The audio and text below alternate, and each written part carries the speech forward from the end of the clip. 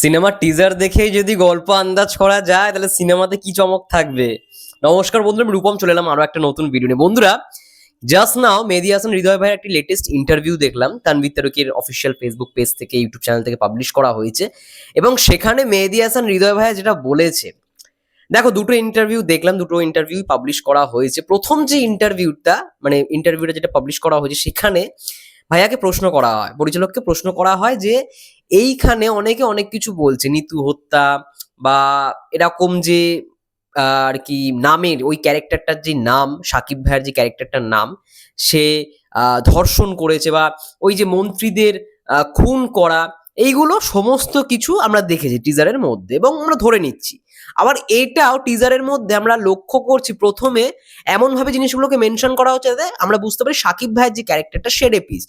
কিন্তু পরবর্তীকালে দেখো টিজারটা যখন শেষ হচ্ছে তখন দেখতে পাচ্ছি যিশু সেনগুপ্ত রেপ করে উঠছে। অ্যাকচুয়ালি কে কি এইগুলো মেহেদী হাসান হৃদয় ভাইয়া কিছুই বলেনি। টিজারের মধ্যে সে জেনে শুনে এই জিনিসগুলোকে ইউজ করেছে, কোনো রকমের গল্প রিভিল হয়নি। আমরা যেটা দেখছি সেটা চমক, আমরা এটা দেখছি এটা কিছুই না। মেন চমক আমরা সিনেমায় দেখতে পারবো। এই যে নিতু হত্যা, নিতুর যে ক্যারেক্টারটা, বাড়ির সামনে দেখছি যে অনেকে জড়ো হয়ে রয়েছে এবং বিলবোর্ডে লেখা যে নিতু হত্যার রহস্যের কিনারা চাই, এরকম সামথিং লেখা। এগুলো নিয়ে আমাকে ভিডিও অনেকে বানাতে বলেছিল, কিন্তু আমি বানাইনি এই কারণের জন্যই।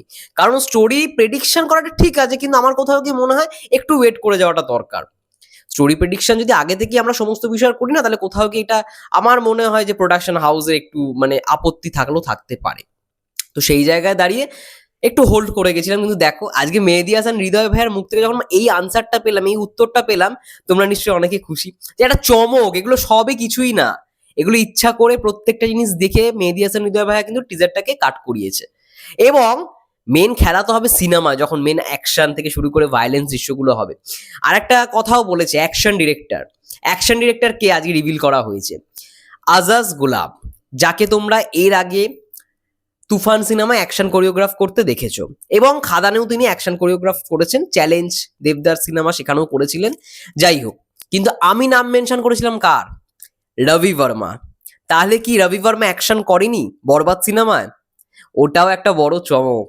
বন্ধুরা, আমি যেই ইনফরমেশনগুলো তোমাদের দিই, আমি কখনোই তোমাদেরকে হতাশ করব না, বা না জেনে আমি কখনোই তোমাদের ইনফরমেশনটা দেবো না।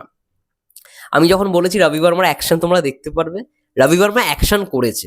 হ্যাঁ, হয়তো বেশিরভাগ অ্যাকশন আজাজ গুলাবের অ্যাকশন আমরা দেখতে পাবো। তুফানে যেরকম আমরা খুব একটা অ্যাকশন পাইনি, এইখানে অ্যাকশন কোরিওগ্রাফি করেছেন তিনি। কিন্তু রবি বর্মাও অ্যাকশন করেছে। দুজন অ্যাকশন ডিরেক্টর। আমি এতদিন দেখো রবি বর্মাকে নিয়ে ভিডিও করেছি, কিন্তু আজাজ গুলাবকে নিয়ে করিনি। কিন্তু এই কথাটা বারবার বলেছিলাম যে দুজন অ্যাকশন ডিরেক্টর, একজনের নাম আমি পরে বলবো যখন অফিসিয়ালি রিভিল করা হবে। আজকে দেখো তার নামটাই কিন্তু রিভিল করা হয়েছে, আজাজ গুলাবের নাম। কিন্তু রবি বর্মার নামটা এখনো আসেনি। ওটা চমক হিসেবেই থাকবে, ওটা সিনেমায় চমক হিসেবেই থাকবে। প্রথম থেকে টিমের যখন শুটিং শুরু হয়নি তখন থেকে রবি বর্মার নাম এসছিল, এবং আমি পরবর্তীকালে এই খবরটা নিয়েছি যে রবি বর্মা অ্যাকশন করেছে কি না। আমি যে উত্তরটা পেয়েছি সেটা হচ্ছে হ্যাঁ, রবি বর্মা বরবাদ সিনেমায় অ্যাকশন করেছে। সেটা হয়তো তারা এখন রিভিল করবে না, কিন্তু হ্যাঁ, দুজন ফাইট মাস্টার, আজাজ গুলাব এবং রবি বর্মা, দুজনেই কিন্তু অ্যাকশন করেছে বরবাদ সিনেমায়। হয়তো পরবর্তীকালে টিম সেটাকে রিভিল আউট করবে, বা সিনেমার মধ্যেও আমরা দেখতে পেতে চলেছি। মানে নাম হিসেবে, নামে তো থাকবে অ্যাকশন ডিরেক্টর, তখনই তোমরা দেখতে পারবে stunt choreograph, action direction, fight master, সেই নামের মধ্যেই তোমরা দেখতে পারবে রবি বর্মা এবং আজাজ গোলাবের নাম। আজাজ গোলাবটা এখন অফিসিয়ালি কনফার্ম হয়ে গেছিল। এবার অ্যাকশন অনেকেই বলছে যে ভালো দেখতে পারবো না, আজাজ গোলাবের অ্যাকশন মানে তুফানে খুব একটা ভালো ছিল। দেখো তুফানে অ্যাকশন ছিলই না, যে অ্যাকশনগুলো ছিল সেটা পুরোপুরি ফাইট, মানে এই যে ফাইট বলছি, সরি, মানে গান ফাইট যেগুলো বলা হয় না, গান ফাইট, মানে ওরকম লুক অ্যান্ড ফিলের। সেই জায়গায় মেন অ্যাকশন হচ্ছে হাতাহাতি যেগুলো, ঠিক আছে, হ্যান্ড টু হ্যান্ড অ্যাকশনগুলোকে কেমন ভাবে বিল্ড আপ করে সেটাই হচ্ছে রবি বর্মার, মানে এতদিনে যে সমস্ত অ্যাকশন দেখেছি সেগুলোই একটা হিন্টস দেয়। আর আজাজ গুলাবের যে অ্যাকশনগুলো সেগুলো মানে হ্যান্ড টু হ্যান্ড অনেক সিনেমায় তিনি করেছেন, কিন্তু তুফানে তো সেই জিনিসগুলো ছিলই না। ঠিক আছে, এটাও একটা ব্যাপার।